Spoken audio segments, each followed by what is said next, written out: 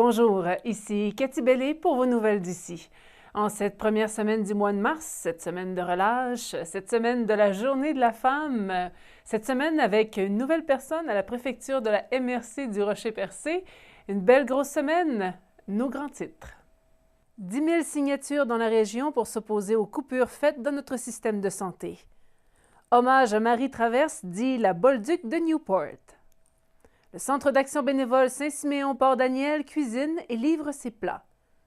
Relance du projet de l'usine de transformation des pêches à Passepébiac. C'est en assemblée publique que le maire de Passepébiac a souligné l'appui de la municipalité au projet d'usine de transformation du groupe MDMP, accompagné des chargés de projet et du président d'Unipêche. Une assemblée publique s'est enfin tenue sur la construction d'une usine de transformation des produits de la mer à Passepébiac, projet né déjà depuis 4 ans.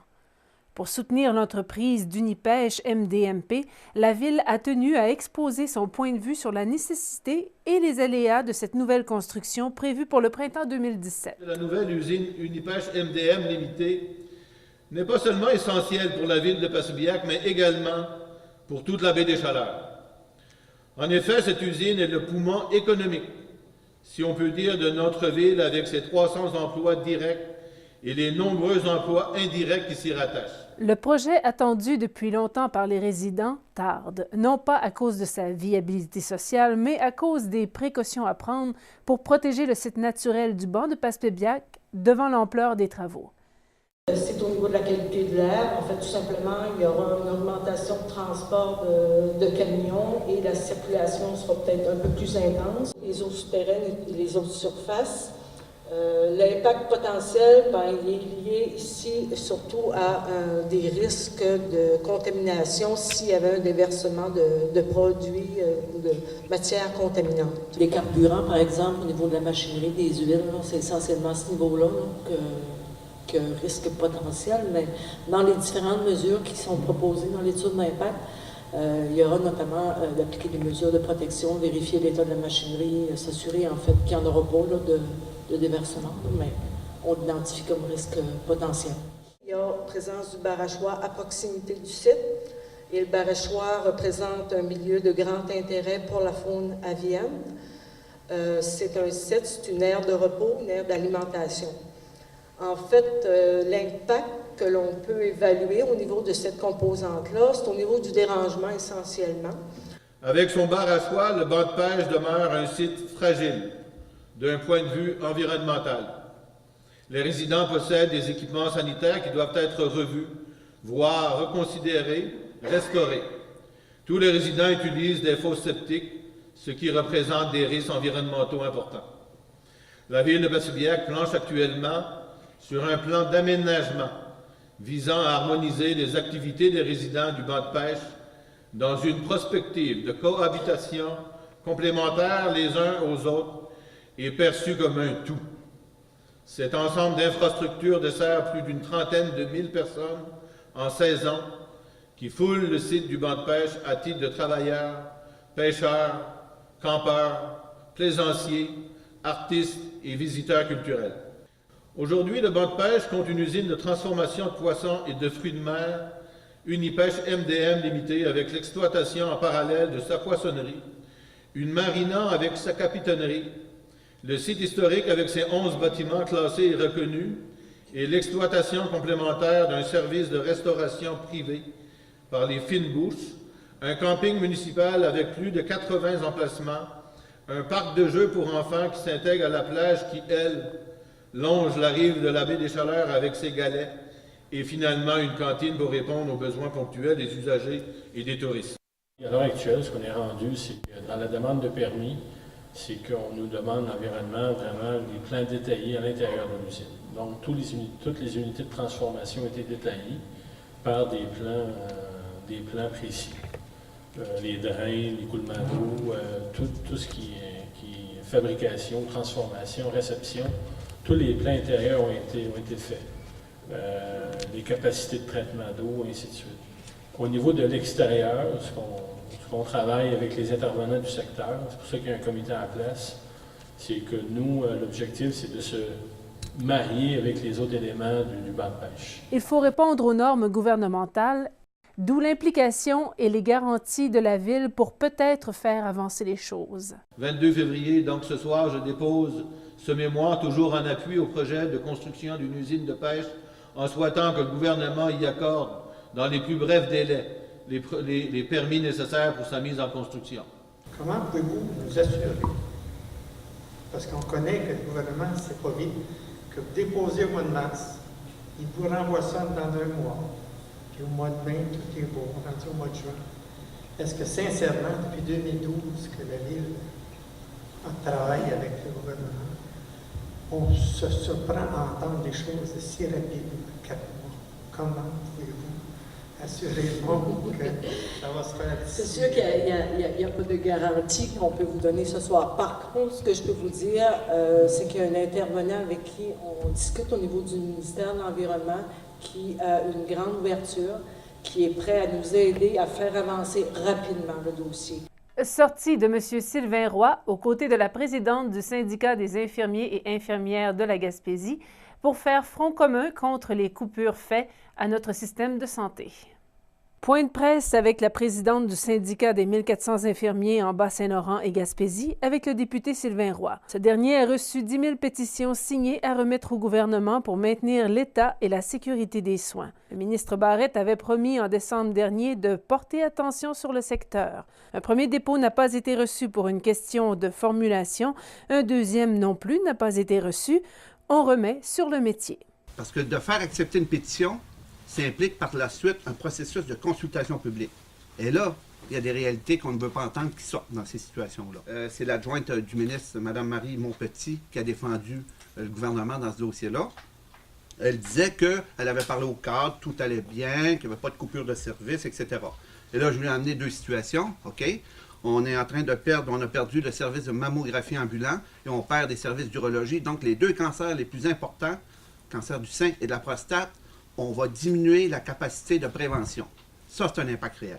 Aujourd'hui, on peut vous dire que les compressions qui ont été faites dans la baie des Chaleurs et au centre hospitalier de Maria et dans les CHSLD, on vit ces compressions-là actuellement et ça a des répercussions très importantes au niveau des soins, au niveau de la qualité des soins, au niveau de la sécurité des soins, au niveau de nos membres aussi, le personnel qui donne ces soins-là. Bien, actuellement, là, ce qu'on sait, c'est 21 millions qui est à récupérer sur le territoire de la Gaspésie. Ce qu'on nous a dit dernièrement, c'est qu'il resterait 5 millions à récupérer.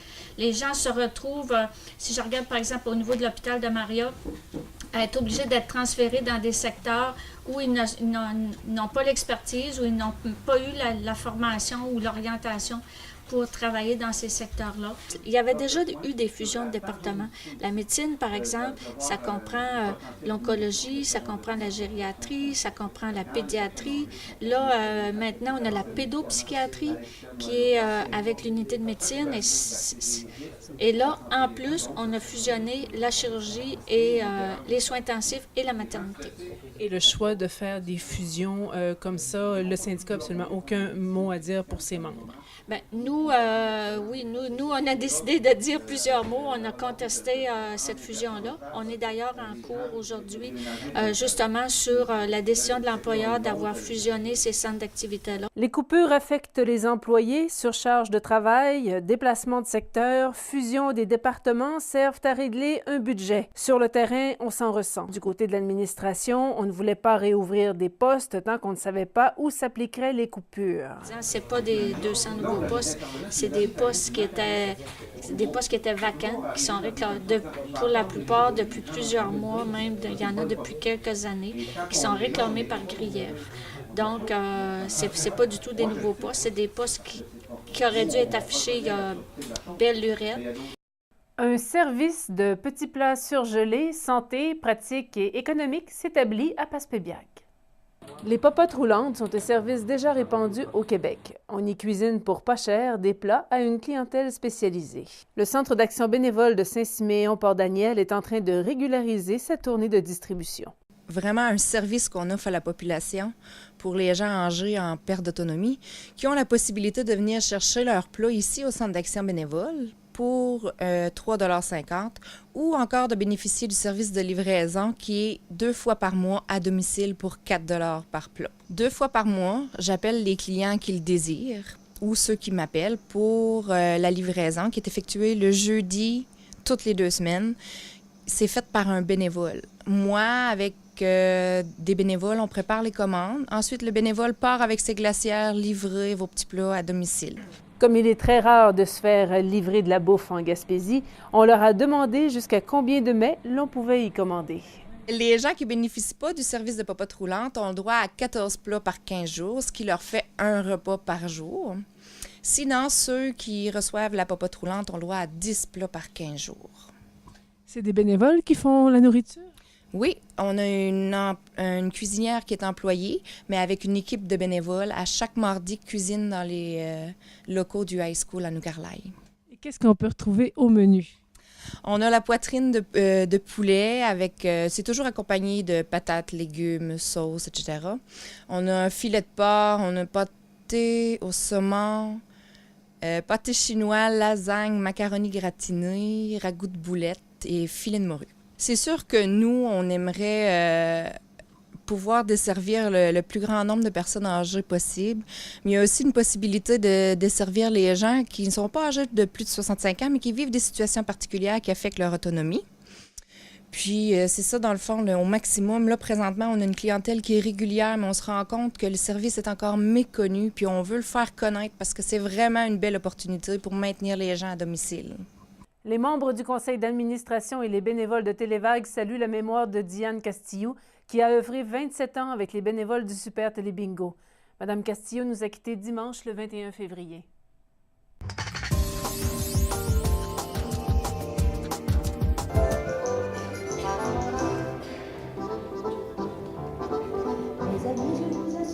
Entendre la Bolduc au travers de vieux vinyles, c'est se propulser dans l'ancien temps, dans les années 30, lors de cette grande crise économique qui sévissait alors.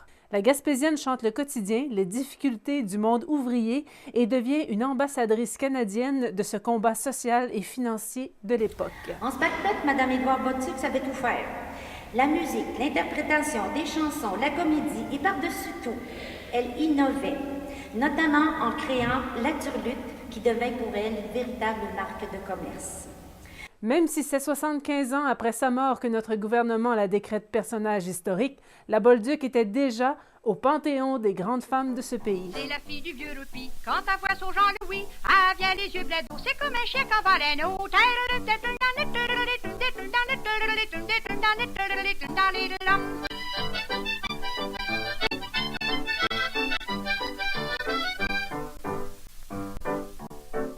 La Canadienne française de souche irlandaise issue de Newport a appris les rudiments de la musique aux côtés de son père.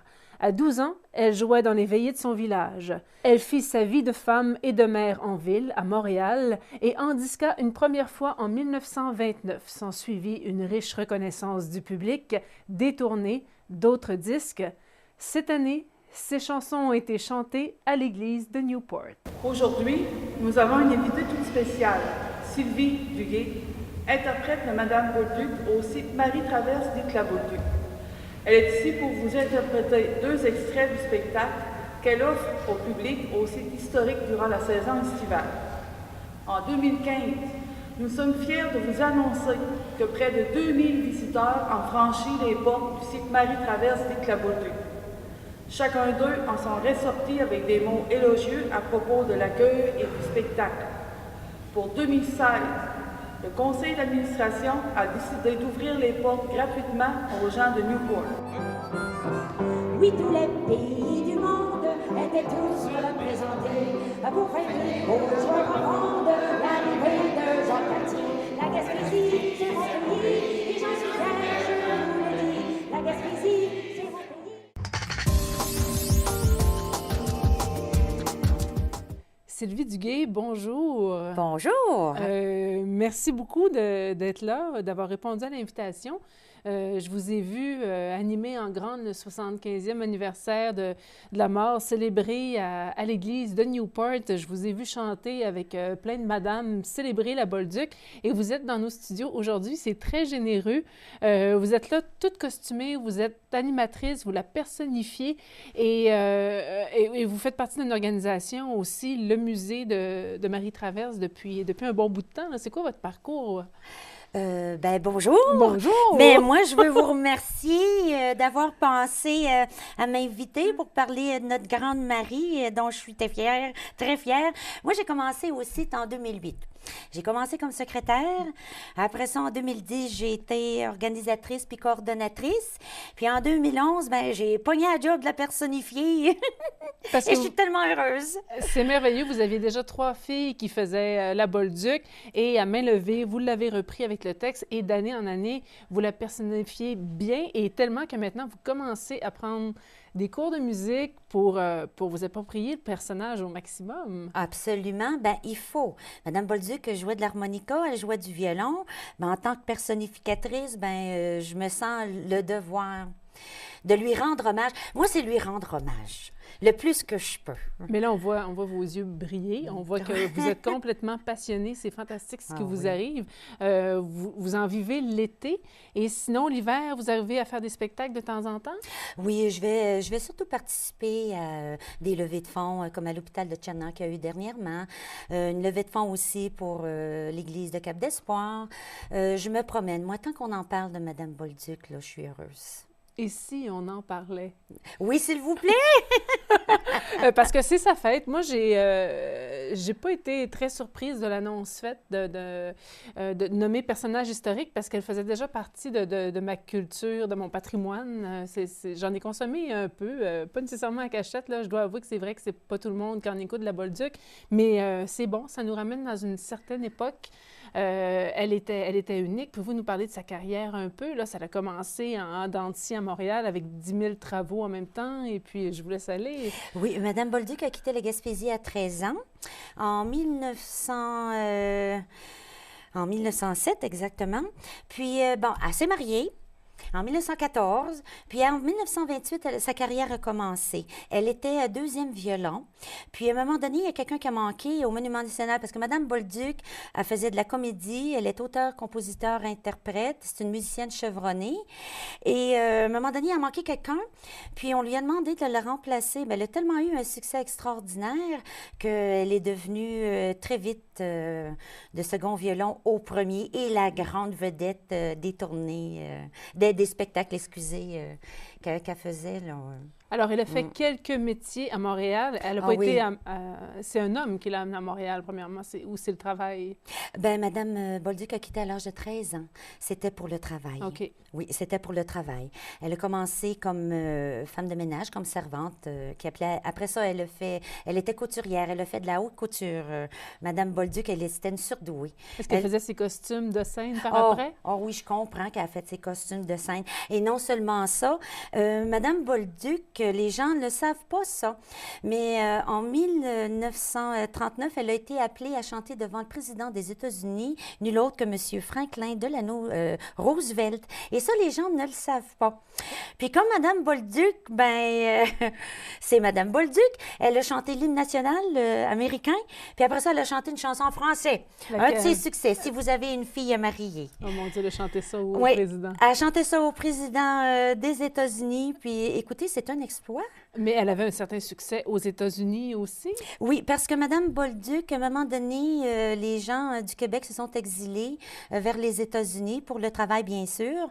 Puis elle a demeuré un an de temps à Springfield, exactement au 50 Foster Street. Puis elle était déjà populaire. Là-bas, on la connaît encore. Puis la femme du président, elle était francophile.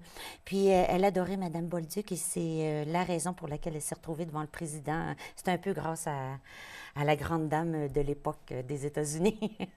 Ça, c'est après la crise économique? Oh, après la crise économique. Vous savez, Mme Bolduc a traversé les 2 guerres mondiales, la crise de 1929.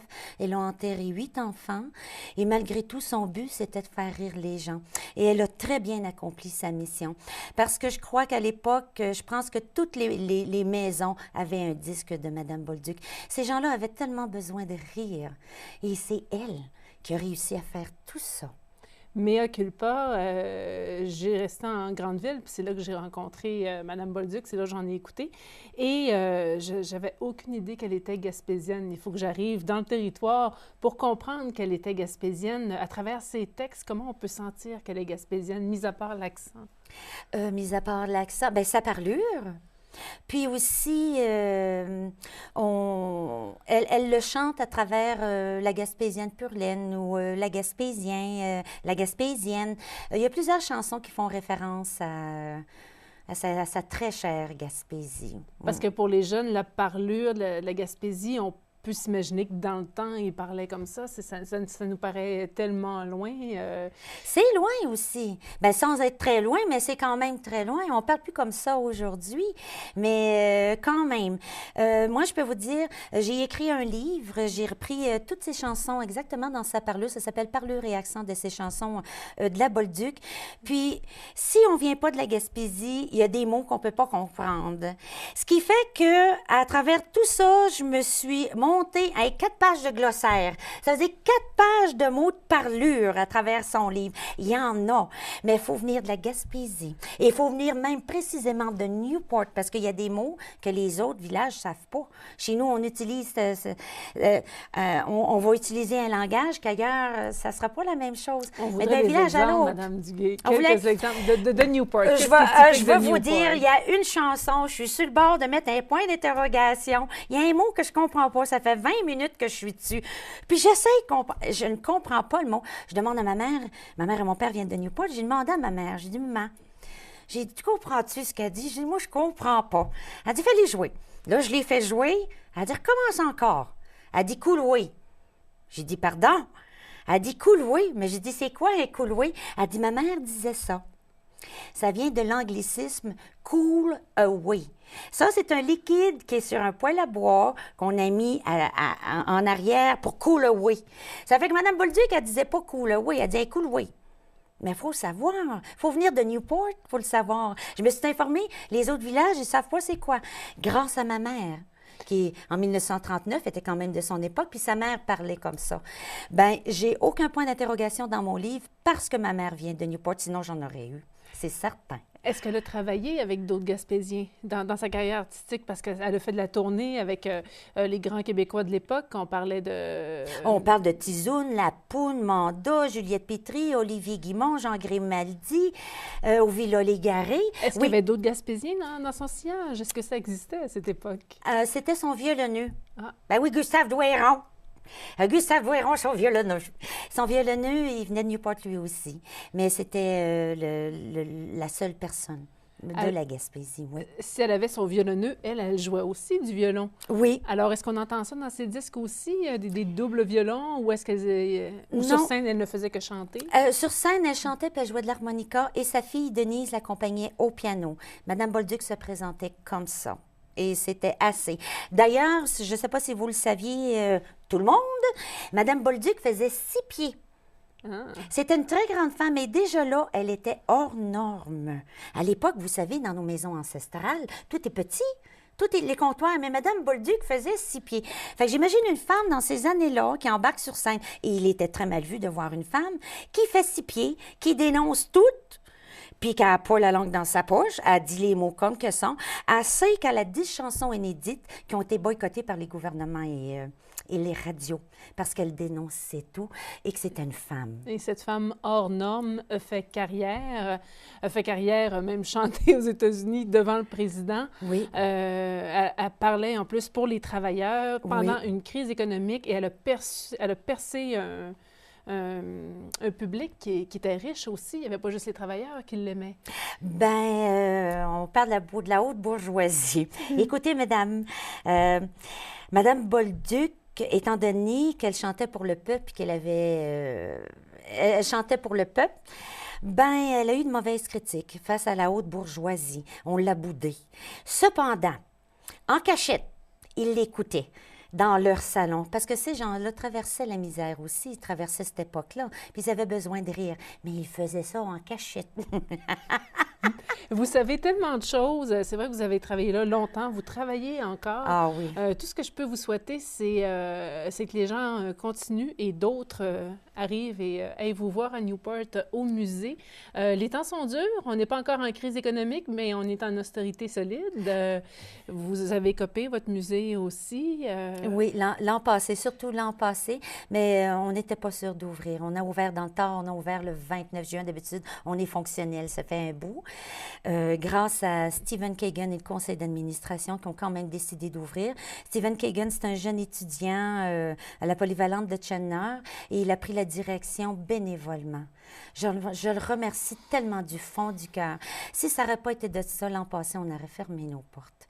Puis cette année, bon, on n'aurait pas pu célébrer en grande son 75e anniversaire de décès, d'autant plus qu'elle a été désignée comme personnage historique officiellement. On espère que ça va avoir des répercussions chez nous, qu'on va avoir un meilleur support, puis que les gens vont venir nous voir. Vont venir nous voir chez nous. On n'est pas sorti bébé l'été, cher. Merci beaucoup d'être passé. Est-ce que vous voulez nous chanter 2-3 lignes d'une chanson que vous aimez, puis on va se laisser là-dessus parce que vous êtes fantastique. Oh, ben, c'est pas moi qui est fantastique, ma chère, c'est Marie. Oui, mais vous transmettez la science, alors il faut vous remercier. C'est Marie. Moi, il y a une chanson que j'adore, puis je l'ai fait a cappella, et ça s'appelle « Je vais au marché ». On m'a entendu un petit peu partout, mais tu vas taper du pied avec moi, par exemple. Oh, tabarouette. Hein? T'es capable, t'es capable. Je m'en vais au marché le lundi, c'est pour acheter des têtes. Oh, des têtes, des grosses têtes, des petites têtes, toutes sortes de têtes, encore des têtes, seulement des têtes. Il y a des têtes, toujours des têtes, parlons des têtes. J'aimerais mamie, j'aimerais toujours, puis t'as lourd, lourd, lourd. Tam, diddly dam, pam, pam. C'est juste un petit bout, c'est juste un petit bout. Ben, viendrez nous voir.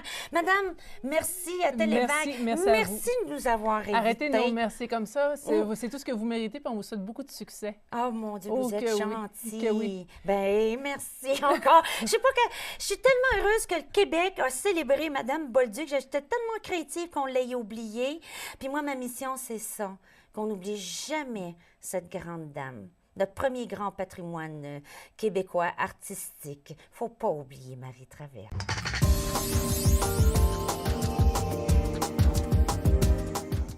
Il y a des activités extérieures pour toute la famille dans la majorité des municipalités pour la semaine de relâche qui se dessine.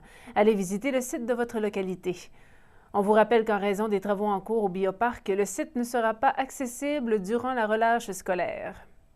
Il y aura randonnée soirée de raquettes ce vendredi à 18h à Hope. Apportez vos lampes de poche. Le départ se fera à partir de l'espace vert. La randonnée sera suivie d'une fondue au chocolat. Les raquettes sont disponibles gratuitement pour les enfants et les adultes. Et le samedi, une autre randonnée familiale de raquettes débute à 10h et une seconde à 13h, toujours à partir de l'espace vert. L'activité se termine avec un feu de bois et des surprises. Des activités de cartes, de jeux de poche de sable et petits bingo se déroulent tous les mercredis de mars à compter de 13h30 au Club de l'Âge d'Or de Newport. Les jets goûtés est servi. Au cinéma cette semaine, Léo est un jeune adolescent âgé de 11 ans. Il possède un pouvoir extraordinaire, celui de se dédoubler pour planer en l'air sous une forme invisible, tandis que son corps physique reste endormi. Avec un policier, il se lance à la poursuite d'un gangster. Ils ont 24 heures pour sauver la ville de New York. C'est au Centre culturel de Passepébiac que le film d'animation Phantom Boy sera présenté à 19h30. Samedi, on danse avec disco grâce au Club des 50 ans et plus à 20h30 et c'est au Centre Bonaventure. Il y aura aussi soirée dansante à compter de 21h au Club de l'Âge d'Or de Newport avec la musique de Gérard Hérault samedi prochain. Le marché aux puces, situé au sous-sol de l'église catholique Saint-Étienne de New Carlisle, sera ouvert samedi de 12h30 à 15h. Il est aussi ouvert tous les mercredis et vendredis de 13h à 15h. Les Chevaliers de Colomb de Caplan organisent un déjeuner au profit de Logpac dimanche de 8h à midi au centre communautaire de Caplan. C'est 10 $ pour les adultes et 5 $ pour les enfants. Le Club de l'âge d'or de Newport vous invite à son super bingo tous les dimanches de mars à compter de 19h. Cette semaine de relâche souligne aussi la Journée des femmes. Le Club des 50 ans et plus et le Cercle des fermières invitent toutes les femmes ce dimanche à 13h30 au centre communautaire pour souligner cette journée. Diverses activités sont organisées, danse, jeux, bingo, tirage de prix et aussi nomination de la femme de l'année 2016. L'admission est de 3 $ et 5 $ si on veut souper. S'il y a une tempête, l'activité est remise au lendemain, lundi 7 mars. Pour célébrer le travail fait par les femmes pour intégrer la société à part entière, un film vous est proposé au Centre culturel de Passepébiac ce dimanche à 14h. Toutes les personnes présentes à la projection du film Les Suffragettes sont invitées à se réunir autour du café au foyer du Centre culturel pour échanger dans une atmosphère conviviale. Les suffragettes naissent dans le Londres de 1912. Des groupes de suffragettes s'organisent pour faire valoir le droit des femmes qui ne peuvent pas voter et qui sont maltraitées par leurs employeurs. Des actions violentes et spectaculaires secouent les manchettes, attirant l'attention des forces de l'ordre. Nous vous laissons sur cet extrait de film. Bonne fête des femmes et, si possible, mesdames, relâchez pendant la semaine de relâche. Au plaisir. What would the vote mean to you?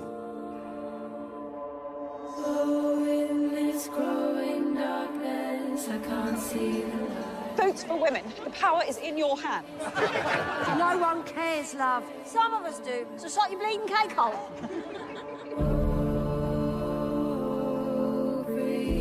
All my life, I've been respectful.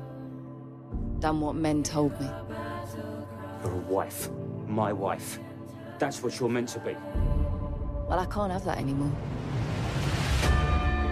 Never underestimate the power we women have to define our own destinies. We have been left with no alternative. Defy this government. Go for women! We shall cut into the heart of communications. My job is to enforce the law. It all means nothing to me. I've had no say in making the law. Punish those responsible in whatever way you can. We'll stop you. What are you going to do? Lock us all up? We're in every home. We're half the human race. You can't stop us all.